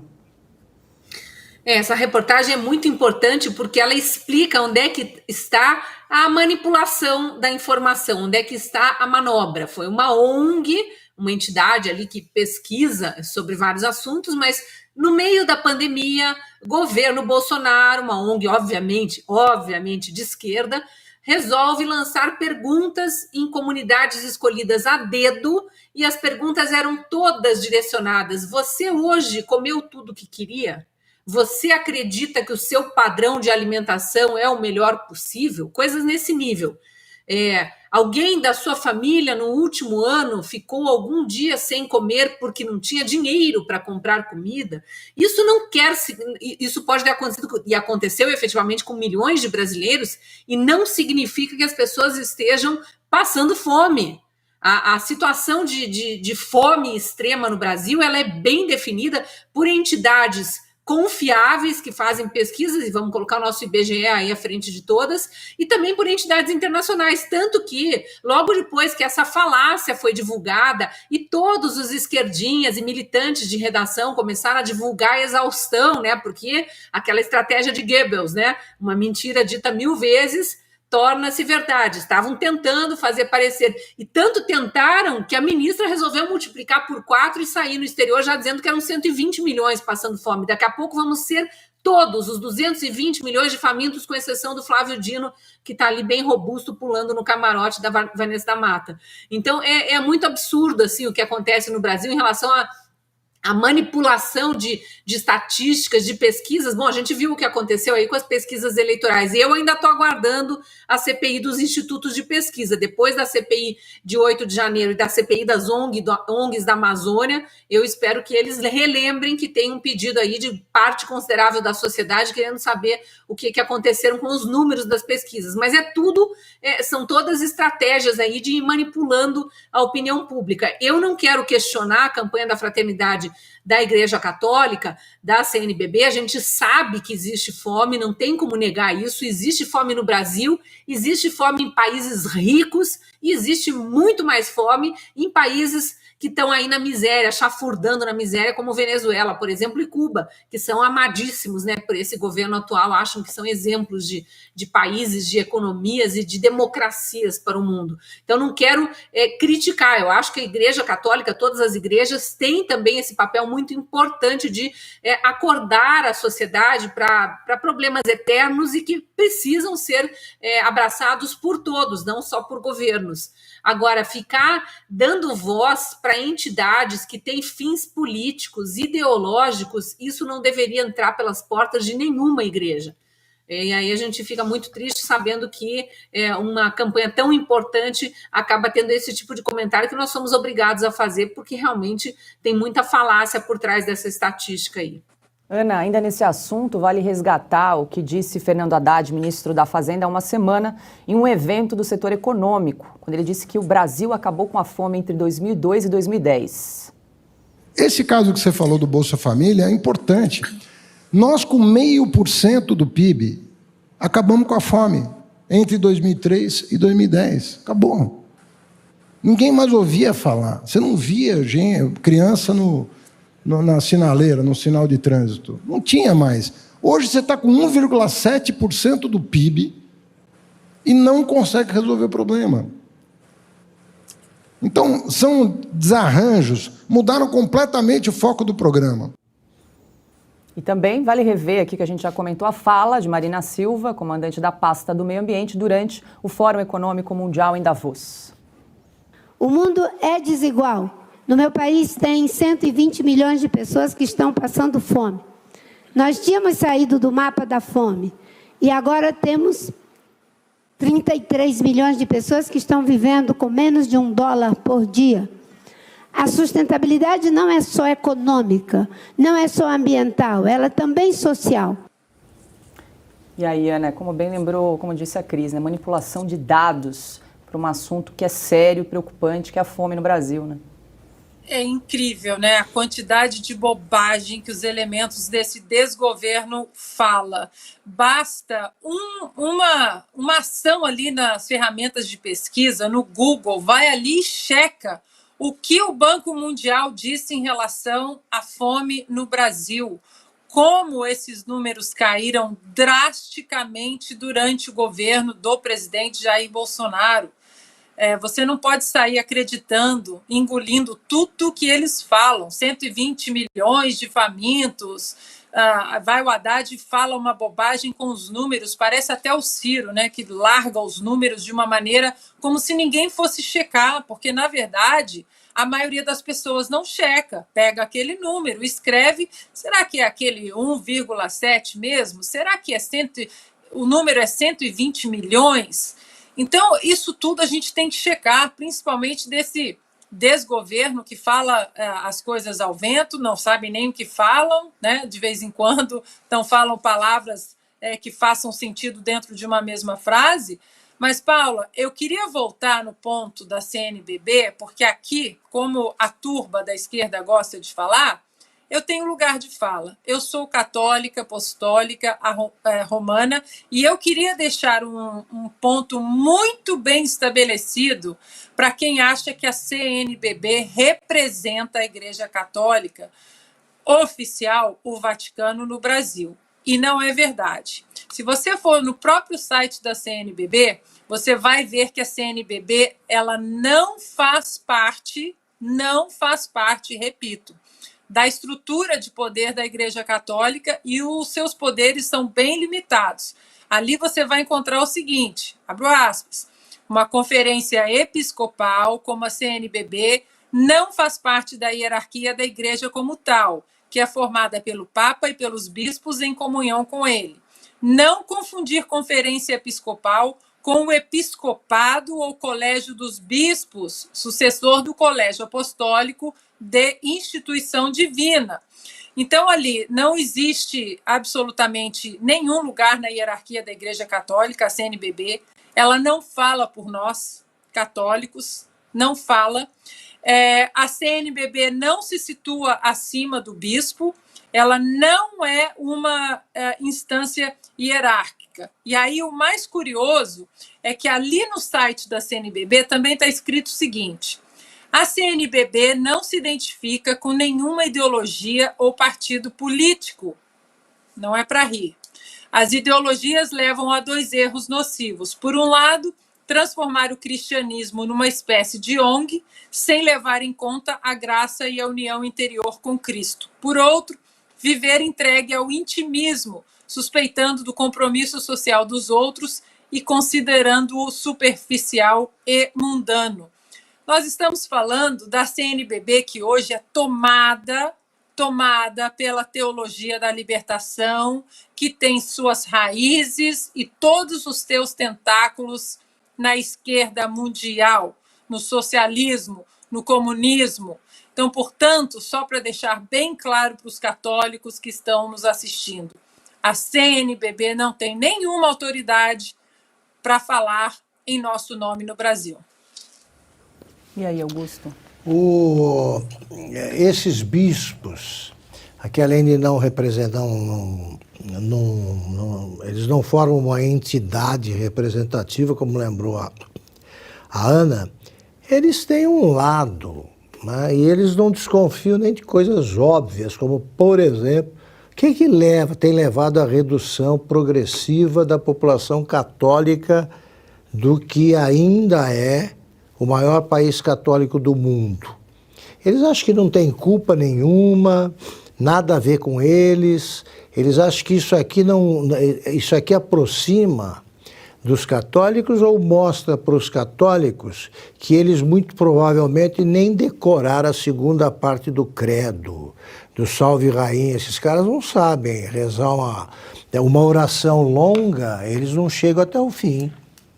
Eu vou dar um exemplo, não era bispo, mas já foi frade dominicano, um tempão, Frei Beto, né? Acho que hoje ele já não está mais com essa fantasia.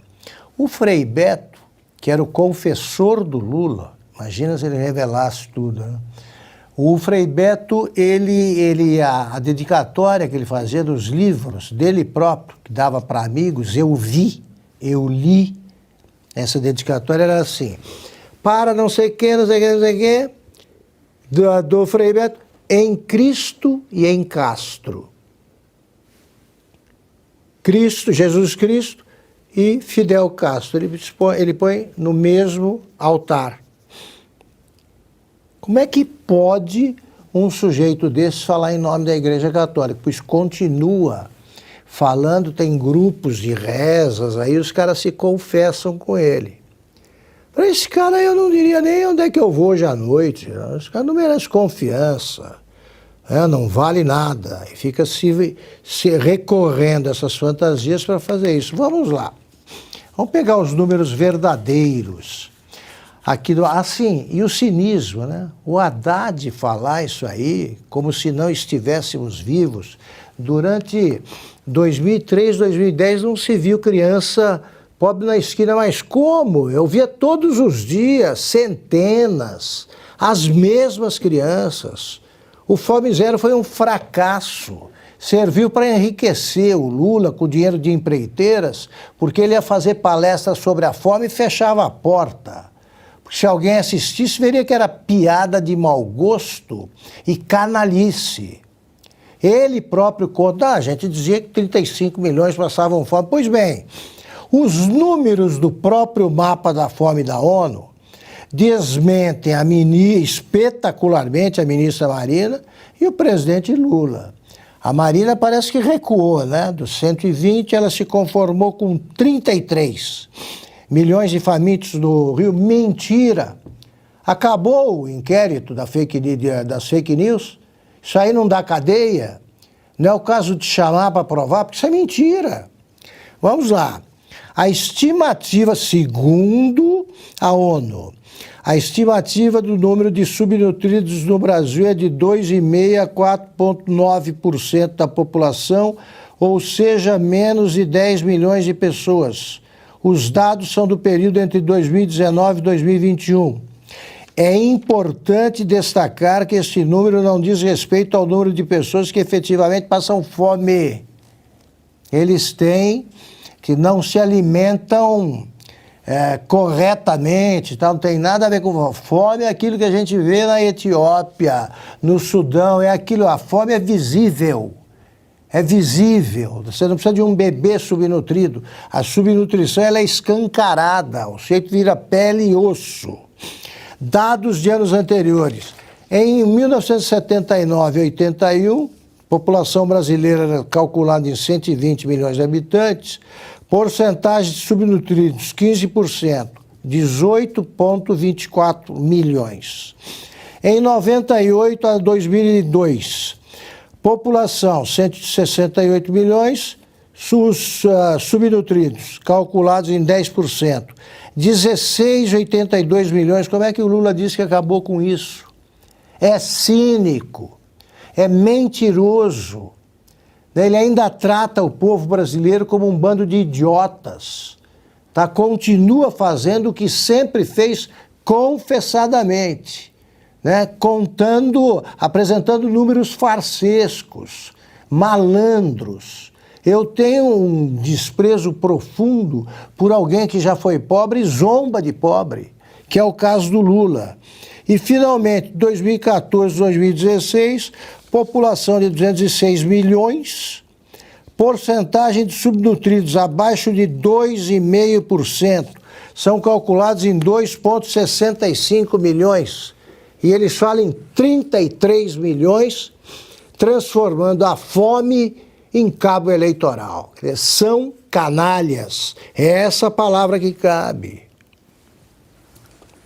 Agora, 19 horas, 8 minutos. Vamos convidar, né, Augusto? A gente comentou bastante dessa matéria de capa belíssima aí da jornalista Joyce Maffezoli. Isso, queria citar o nome dela, exato. Pedir para a produção para reproduzir novamente a matéria de capa e convidar você que está nos acompanhando, se você gosta do conteúdo aí do programa, do Oeste Sem Filtro, mas ainda não é assinante da Revista Oeste, vale a pena conferir essa reportagem e outras matérias, matéria do Augusto Nunes sobre as primeiras damas, matéria da Ana, Evaristo de Miranda, Bruno Meyer, enfim, um timaço de jornalistas para você conferir. Então, para assinar é muito simples, é só entrar no site revistaoeste.com/assine ou então acessar pelo QR Code que está aparecendo ali no ladinho da sua tela, só apontar a câmera do seu celular, um passo a passo muito simples, muito rápido para você também se tornar um assinante. Aí com a assinatura você consegue acessar esse e outros textos da nossa revista Oeste. E a gente segue aqui com mais informações e notícias no programa Oeste Sem Filtro.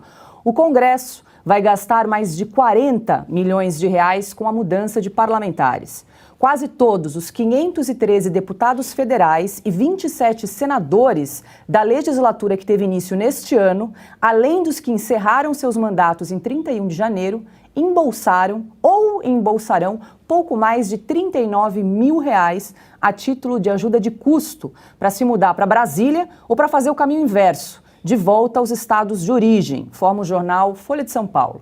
Desse total, 5 senadores e cerca de 280 deputados federais reeleitos receberam ou receberão 2 cotas da verba mudança, uma pelo fim do mandato anterior e outra pelo início do atual, somando aí R$ 78.600 extras. Cris, um detalhe, essa verba mudança aí é paga até mesmo para os deputados federais e senadores que foram eleitos pelo Distrito Federal. Esse é aquele capítulo da pouca vergonha que todos, praticamente todos, abraçam ali e não querem nem saber, dão uma banana mesmo pro pagador de impostos e vão lá como se fosse uma gorjetinha extra a que eles têm direito, já que a lei permite, mesmo que seja imoral. Vou pegar aqui, né?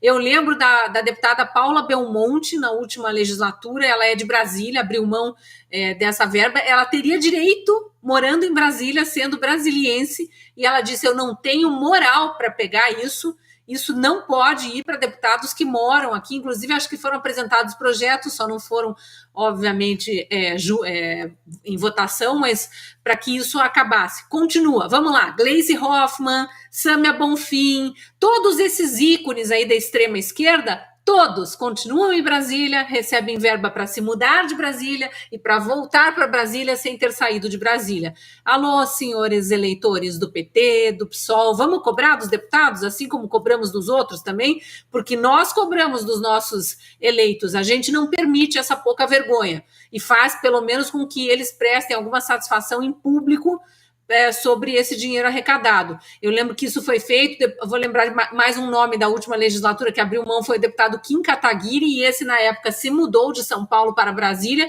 mas tinha o discurso, e aqui não vai nenhum julgamento de valor acerca do mandato dele, do que ele fez depois, mas na época ele trazia o discurso de se os deputados já recebem um dos mais altos salários do serviço público, por que não podem pagar do próprio bolso a mudança, já que eles escolheram o novo trabalho. Eles escolheram se tornar representantes do povo em Brasília. Então, tinham que ter se programado para isso. Enfim, é mais uma parte do também que a gente chama sempre de patrimonialismo brasileiro, né? Isso tudo precisa acabar, esses benefícios, né, essas verbas aí, isso envolve legislativo, executivo e judiciário com as suas 1000 bolsas e as suas lagostas e vinhos caros.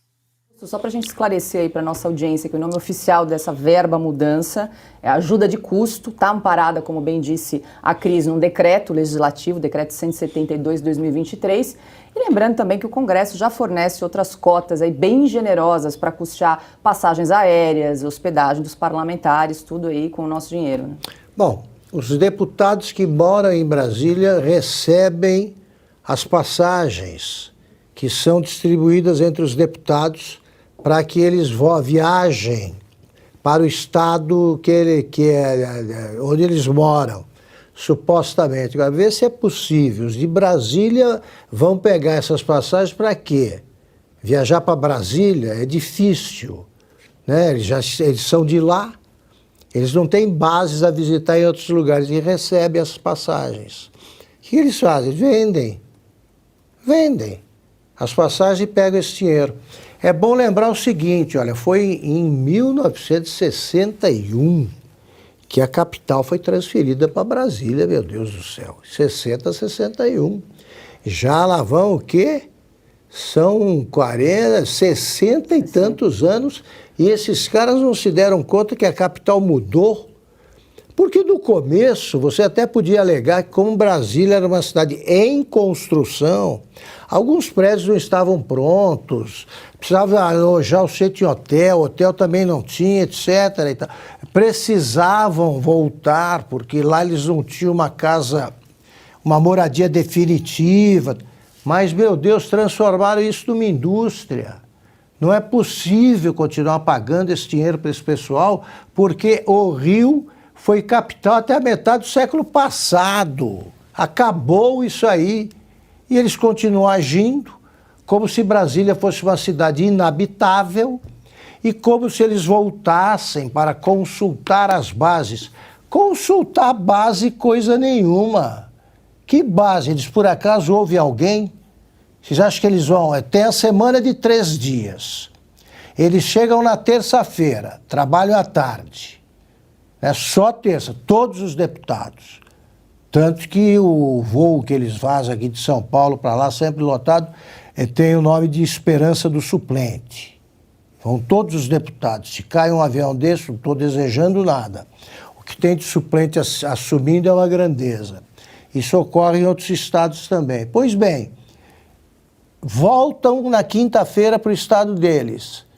Quando tem festa de São João, essas festas juninas, eles saem para visitar não as bases, mas a quermesse que existe. E agora, eles fazem o quê? Vão consultar, dizendo, o que você quer que eu faça? Quer que eu vote de que maneira? Isso é cinismo. E estão roubando o nosso dinheiro.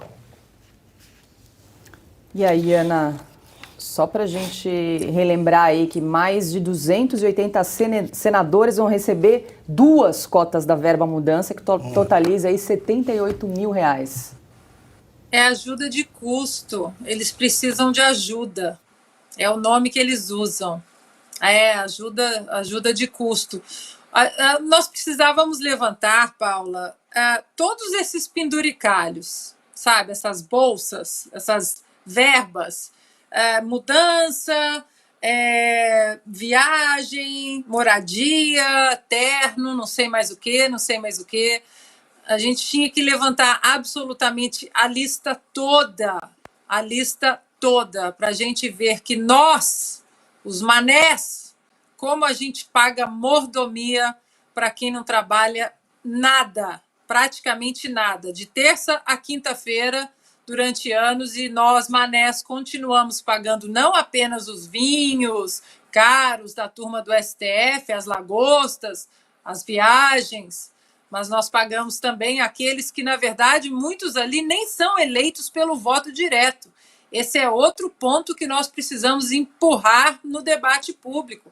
A reforma política para que eleitos diretamente, voto distrital, eles sim vão para lá, porque se já que é para a gente pagar esse monte de penduricalho, vamos pelo menos pagar para quem a gente eleger, né? Sem dúvida. Agora 19h17. A ex-deputada Manuela Dávila e o youtuber Felipe Neto agora integram o governo Lula. A dupla vai fazer parte de um grupo para elaborar estratégias de enfrentamento de discurso de ódio e extremismo criado pelo Ministério dos Direitos Humanos e Cidadania. Manuela será presidente da equipe. São 29 integrantes. Entre eles, jornalistas, antropólogos e servidores de outros ministérios e secretarias ligadas ao grupo LGBT e negros. O trabalho do grupo será de 180 dias. E aí, Cris, agora integrando o governo, o youtuber Felipe Neto e Manuela Dávila.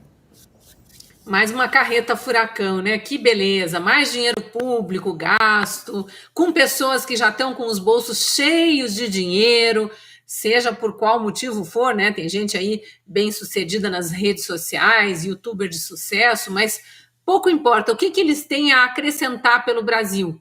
Esse cara aí que está nas imagens, Felipe Neto, já causou muito estrago para 2 gerações de brasileirinhos, porque muitos começaram a acompanhá-lo quando ele falava de games, e depois, com uns 6, 7, 8 aninhos, já estavam ouvindo o Felipe Neto falar de sexo oral, até coisas mais graves do que isso. Ele publicou revistinhas que foram vendidas em livrarias, as crianças ficavam loucas, no meio da historinha tinha conteúdo de doutrinação ideológica e conteúdo de pornografia mesmo.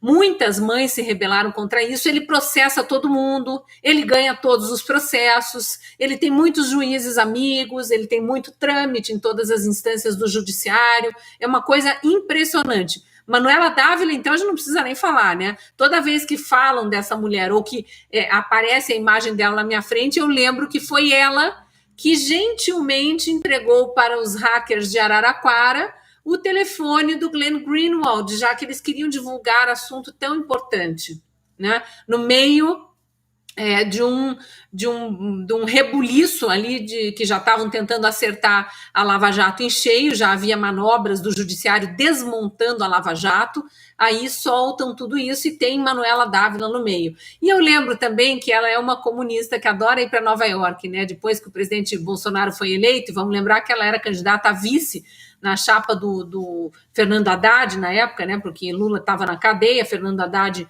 assumiu a candidatura do PT, Manuela Dávila veio junto como vice, perdeu e foi chorar as mágoas aonde? No berço do capitalismo, né? Uma comunista fazendo compras no exterior, disse que estava estudando, mas a gente sabe muito bem o que os brasileiros gostam de fazer nos Estados Unidos, né? Até porque os impostos lá não incidem sobre produtos, então os produtos são muito mais baratos lá.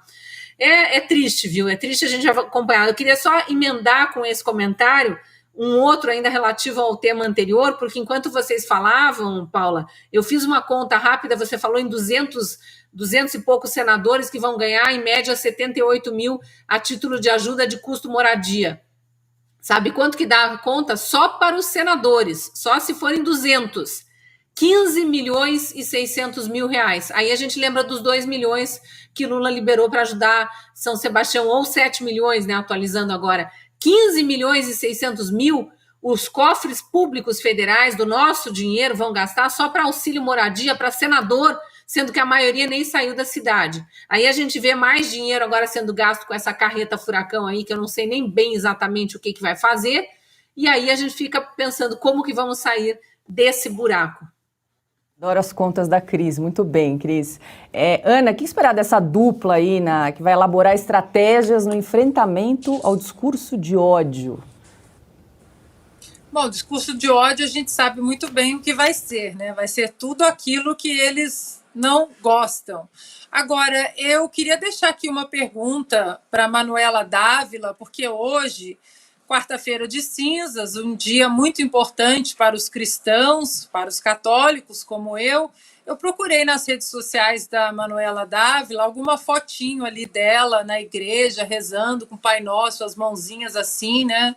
O olhinho fechado, como aquela que a gente viu na época de uma certa eleição, né, carregando ali imagens, e não achei engraçado isso. Não sei, talvez ela ainda vá à missa, vá postar, né, essa imagem. Então, Manuela, a gente está aguardando a sua imagem aí, indo à missa hoje, num dia importante para os cristãos, já que você, perto de eleição, costuma mostrar que você tem uma fé inabalável, né? Quanto ao Felipe Neto, basta procurar na internet os vídeos do Felipe Neto falando com todas as letras sobre a corrupção do PT, de como o partido é corrupto, de como Lula é corrupto, de como os personagens dessa era petista são corruptos.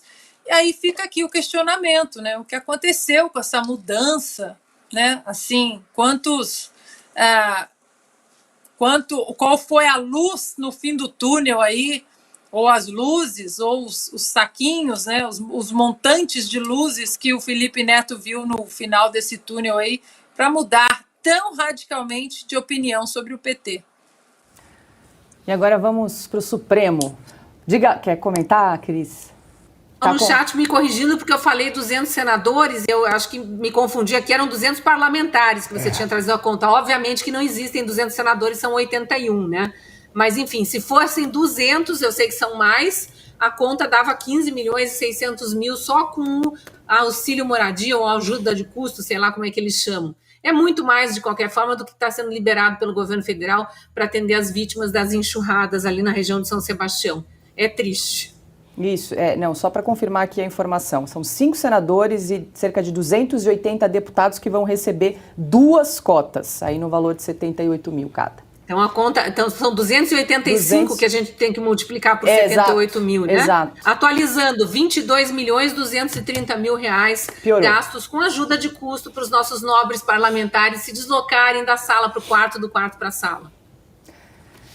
Agora, indo para o Supremo, o ministro Luiz Roberto Barroso, do STF, disse que a regulamentação da internet é um consenso global.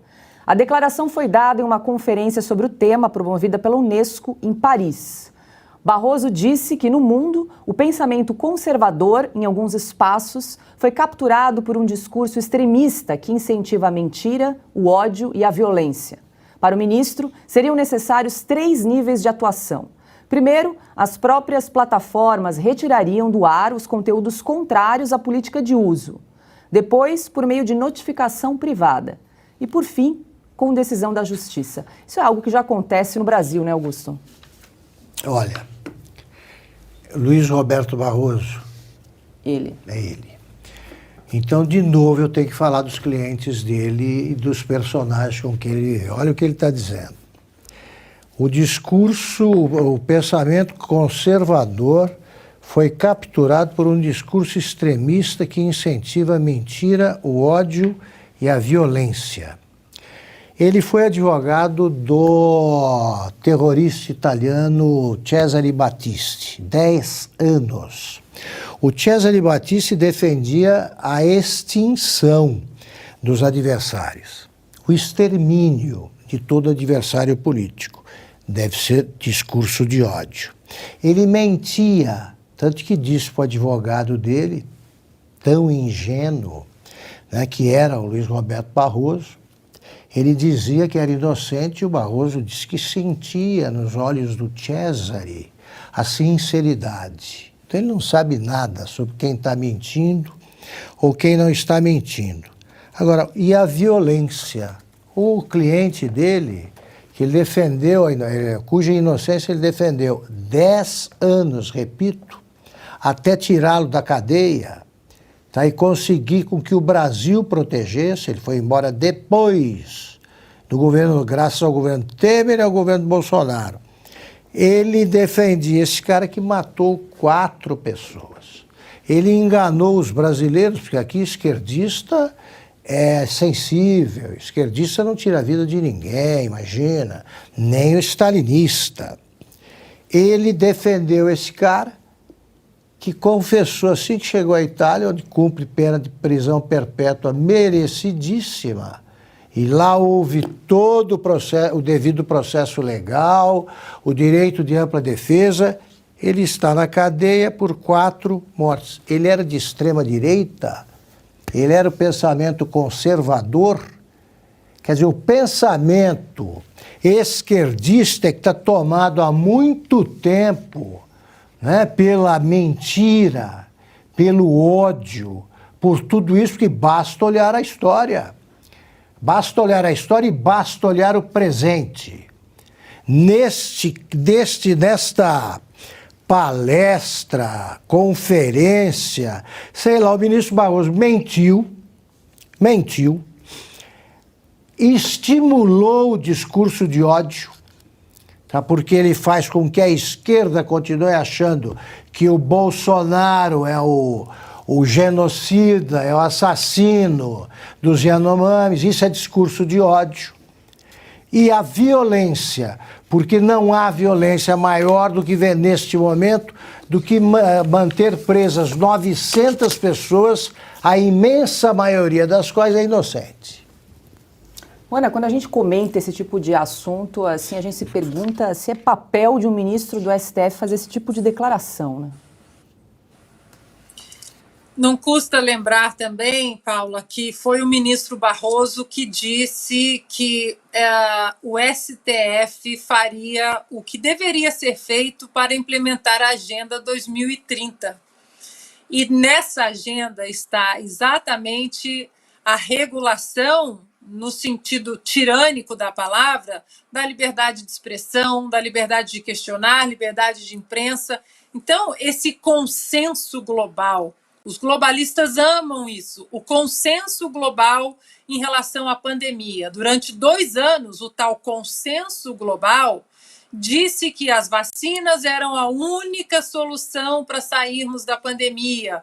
O consenso global disse que não existia tratamento para amenizar aí os sintomas da Covid-19. O consenso global disse que os lockdowns eram absolutamente necessários, que todo mundo tinha que ficar em casa. A economia a gente vê depois. Os pobres, não. O consenso global disse que os lockdowns não afetariam os pobres de jeito nenhum, enquanto a turma do consenso global estava se encontrando com seus jatinhos, dezenas de jatinhos em Davos, para cuidar da sua vida. É o consenso global que agora está dizendo que o problema do mundo é o pum da vaca, é o que você come, é a liberdade demais das pessoas questionarem autoridades e governos nas redes sociais. Essa é a Agenda 2030. É o consenso global, que, na verdade, de global não tem nada, só tem globalista. De global não tem nada. Dentro desse consenso global só tem os ungidos da elite, os ungidos da imprensa, os ungidos do judiciário, os ungidos comprados aí de vários setores da sociedade que estão se ajoelhando e beijando o anel dos globalistas, como o ministro Barroso. Então, como o Augusto muito bem colocou, vai falar de mentira, de ódio, de violência? Então, que tal a gente juntar essa pauta, Barroso, da mentira, do ódio, da violência, chamar a CNBB, por exemplo, e fazer uma campanha para proteger os cristãos na Nicarágua do ódio, da mentira, da violência, para proteger os cristãos que estão sendo perseguidos, padres, freiras, que estão sendo presos por um ditador, Daniel Ortega, que é amigo do Luiz Inácio Lula da Silva. Amigo, não é conhecido, não. Amigo. Vamos falar de mentira, de ódio ou de violência?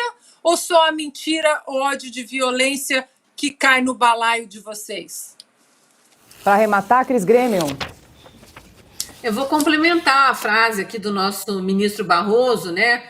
Primeiro, aspas para ele, vamos repetir aqui: no mundo, o pensamento conservador em alguns espaços foi capturado por um discurso extremista que incentiva a mentira, o ódio e a violência. Fecha aspas para ele e eu continuo. O pensamento progressista, em alguns mesmos espaços, foi capturado por um discurso extremista que incentiva a mentira, o ódio e a violência.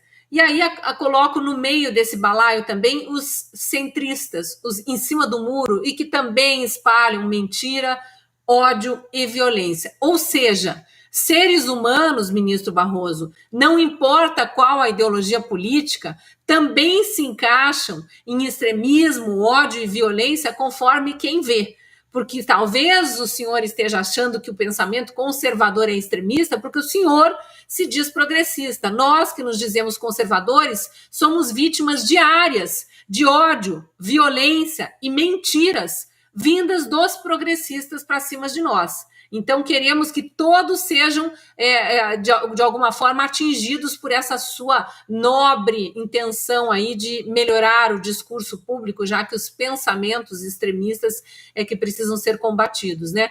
E só para lembrar, mentiras foram ditas na Brasil Conference e também naquele encontro da LIDE em Londres, e depois no encontro de ministros em Nova York, novamente, né, nos Estados Unidos, aquele perdeu o mané, para mim não é um discurso de muito amor. Dizer em Londres para pessoas distraídas que o projeto de lei que previa um voto, um comprovante impresso do voto era o mesmo que a volta da cédula de papel, para mim não é um discurso muito verdadeiro. Então vamos colocar mais gente aí para analisar isso aí, além de Felipe Neto e Manuela Dávila? Vamos abrir esse espectro aí, vamos ser empáticos, vamos ser honestos, vamos ser tolerantes e deixar todo mundo falar? Aí a gente chega a um consenso. Termina aqui mais uma edição do programa Oeste Sem Filtro. Muito obrigada pela sua companhia. Ana, muito boa noite. Terminou o carnaval, hoje quarta-feira de cinzas, começa então a quaresma, né? Um período aí muito importante, especial para todos os católicos. É isso, Paula. Boa noite. Boa noite, Cris, mestre Augusto Nunes. Muito bem colocado por você, Paula. Um período de reflexão. E aqui eu repito o meu convite à CNBB, lembrando a nossa audiência, católicos não precisam responder à CNBB. A CNBB não faz parte da Cúria do Vaticano, da hierarquia do Vaticano. Nós não temos que simplesmente engolir o que eles falam no Brasil, porque eles não são o braço oficial no Brasil. E fica aqui o convite para a CNBB aproveitar esse período de quaresma e fazer uma campanha também pelos cristãos que estão sofrendo na Nicarágua, perseguidos, padres perseguidos, freiras perseguidas, e que o mundo, de uma certa forma, continua em silêncio. Perseguição sob uma ditadura, amigo do atual presidente do Brasil. Até quando nós vamos continuar em silêncio, CNBB? E uma recomendação à nossa audiência: pesquisem teologia da libertação e vejam como isso está incrustado na CNBB, e isso não é saudável para os católicos no Brasil e no mundo. Para a nossa audiência maravilhosa, um bom descanso e até amanhã. Boa noite, Cris Grêmio. Você que está nos acompanhando aí durante toda a semana, obrigada aí pela companhia ao longo de toda esta semana.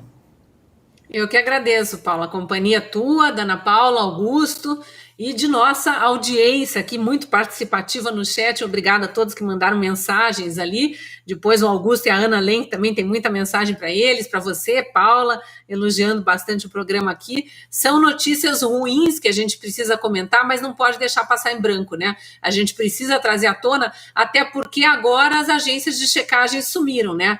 Agora a CNBB embarca em mentiras aí, Marina Silva, Fernando Haddad, todo mundo espalhando todo tipo de fake news e não tem quem cheque, né? Só nós aqui para poder trazer mais um lado, trazer um contraponto, senão fica a verdade deles como se fosse a verdade absoluta. Augusto Nunes, é um prazer, muito boa noite. É um prazer estar de volta aí na tua companhia, aqui no estúdio. Boa noite, Paula. Boa noite, Ana, minha parceira. Boa noite, Cris, querida. Boa noite a você que nos acompanhou até aqui. E lembre-se de fazer a inscrição no nosso canal, deixar o seu comentário, o seu like, o seu joinha. E não perca logo mais, hoje, 8h30 da noite, o programa Oestcast. O convidado de hoje é o Major Palumbo. E lembrando mais uma vez, se você gosta do nosso conteúdo, assine a Revista Oeste. Toda semana uma nova edição é publicada com artigos exclusivos e assuntos que você só encontra por aqui. Lembrando que é o valor da sua assinatura que ajuda a financiar todo o nosso time de jornalistas independentes. Uma boa noite, até amanhã.